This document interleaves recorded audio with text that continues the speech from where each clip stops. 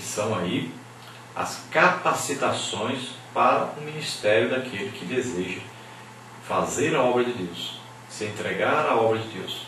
O resultado de quem não conhece Pentecostes, de quem não busca os dons do Espírito Santo, o batismo com o Espírito Santo é um. Mas aqueles que estão buscando os dons do Espírito Santo, que já foram batizados com o Espírito Santo, estão vivendo um Pentecostes na sua vida, estão vivendo em comunhão com o Espírito Santo, cheios do Espírito Santo, o resultado é diferente. Você lê aí o livro dos Atos dos Apóstolos e vai ver qual a diferença. Primeira pregação, quase 3.000 almas. Segunda pregação, resultado de um dom, né? Pedro e João, no templo, oravam, ali por um aleijado, ele se levantou. Mais quase 2.000 almas. E você vai vendo sempre aí o poder de Deus em operação. E como resultado disso, muitas almas se convertendo. O Evangelho não tem nenhum segredo. Sempre assim.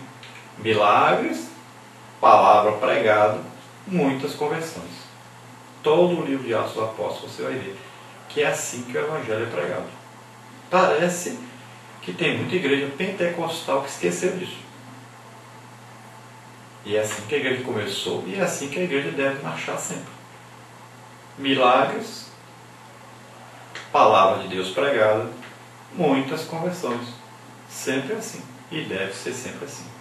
Então lembramos também aqui então da palavra de Deus para Jeremias, que ele não deveria se casar, nem ter filhos nem filhas. Porque Deus sabia o que ia acontecer com as mulheres, as crianças daí para frente. O juízo viria e passariam fome, seriam levados presos. Então seria coisa terrível. Era melhor não ter. E Jeremias obedeceu. Não quer dizer que você precisa ser assim. Se você fizer a sua opção de entregar totalmente sua vida a Deus, também é uma opção. Mas se você deseja se casar, cuidado na escolha. Escolha sempre uma pessoa que possa compartilhar com você o desejo de servir a Deus, que goste da leitura, do estudo da palavra de Deus, que goste da oração, que busque aí batismo com o Espírito Santo, os dons espirituais, que deseje fazer a obra de Deus. Sempre lembrando, para casar, case-se no Senhor, ou seja, com alguém que professa também a fé em Jesus Cristo. Olha aí as características de um verdadeiro homem de Deus. Vamos ver, primeiro Jeremias aí foi chamado por Deus, ele não foi chamado para ser homem do povo, ele não era populista e nem popular, não era obcecado por índices de aceitação, não estava preocupado com marketing pessoal, não achava que a voz do povo era a voz de Deus. Chamado por Deus, ele assumiu uma posição que viria então a desagradar a nobreza e ao povo. Então ele escolheu agradar a Deus acima de tudo e de todos. Então o verdadeiro, legítimo homem de Deus, ele não faz a obra de Deus para agradar aos homens, mas para agradar a Deus. Procura sempre viver na direção do Espírito Santo. Se agradar, bom. Se não agradar, não tem problema. Ainda que ele custe a vida, ele deve pregar a verdade, a palavra de Deus, do jeito que ela é, sem torcer, sem enfeitar, sem querer agradar aos homens, mas sempre lembrando-se de agradar a Deus. Não quer dizer que a pessoa vai falar aos gritos e vai tratar mal as pessoas, nada disso. Quer dizer que ele vai falar aquilo que Deus mandar falar. A intenção daquele que é usado é agradar, é ajudar, é edificar, consolar, exortar, é sempre trazer o bem, a reconciliação das pessoas, a salvação das almas. A intenção deve ser essa, a oração nossa, a intercessão nossa deve ser sempre para a salvação, para a libertação, para a cura, para batismo com o Espírito Santo, para dons do Espírito Santo, para tudo de bom. Agora, nem sempre a mensagem de Deus será esta.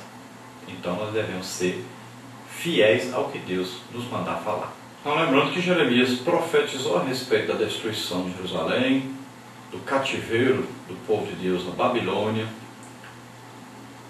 profetizou vários juízos, mas também profetizou que um dia Deus restauraria Jerusalém, restauraria Israel, faria novamente deles uma nação, que o templo seria novamente reconstruído, né, a cidade e tudo mais. E disse que um dia Deus faria uma nova aliança, e essa aliança seria colocada então no coração das pessoas. As leis seriam conhecidas no coração das pessoas, e eles teriam a oportunidade de servir a Deus em espírito e em verdade, como hoje a igreja é o povo de Deus. E um dia Jerusalém conhecerá o seu Redentor, que estará pessoalmente governando entre eles. Mas o remanescente, aquele que estiver vivo durante o milênio, que verá isso.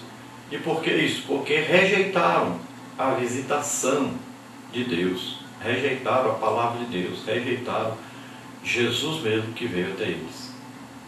Sempre foram rebeldes e naqueles tempos viviam na idolatria. Depois deixaram a idolatria, mas também não reconheceram o seu Messias, o seu Salvador, o enviado de Deus.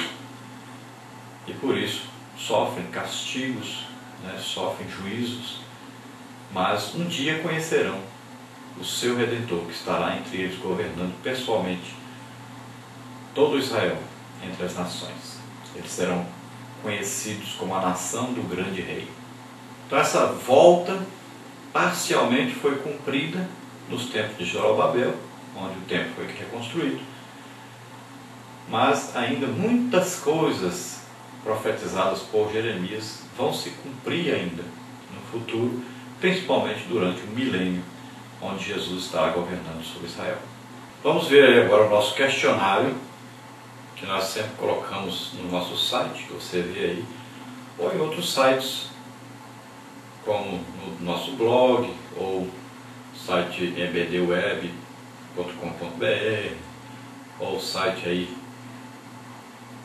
Dominicalnet, ou no site da Igreja em São Luís, no site da Igreja Imperatriz.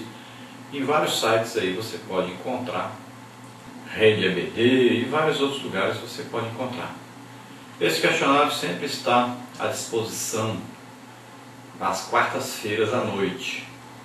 Você pode pegar, você professor, distribuir para os alunos durante a semana, para que eles levem respondidas as perguntas no domingo. Assim, os alunos estarão lendo a revista da Escola Dominical, estudando essa revista, e o professor apenas tirará as dúvidas durante a aula no domingo ou o dia que você faz aí a escola bíblica.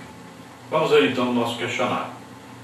Primeiro, para completar dentro do textual. Mas o Senhor me disse, não digas, eu sou uma criança, porque aonde quer que eu te enviar, irás, e tudo quanto te mandar, dirás. Jeremias 1:7. Então Deus está dizendo a Jeremias, quando ele diz que é uma criança, que não sabe falar, então Deus responde a ele que ele não deveria dizer que é uma criança, porque quando Deus chama, ele capacita. Não importa quem é a pessoa, a idade da pessoa, sua condição financeira, sua condição racial, nada importa. Deus chamou, ele vai então capacitar, vai direcionar, e onde quer que ele enviar, a pessoa deve ir. E tudo que Deus mandar, ele deve fazer. Também tudo que Deus mandar dizer, a pessoa deve dizer.